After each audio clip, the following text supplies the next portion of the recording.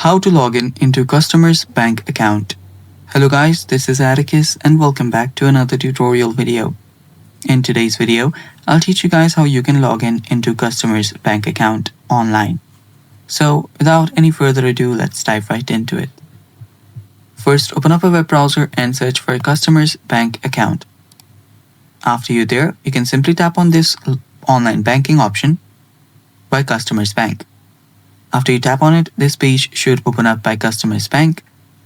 And after you're here, tap on the sign in page, sign in button that is on the top right corner. After you tap on the sign in button, it will take you to this sign in page. So all you now have to do is type in the login ID and then the password for your account. Then tap on login to log in into your account.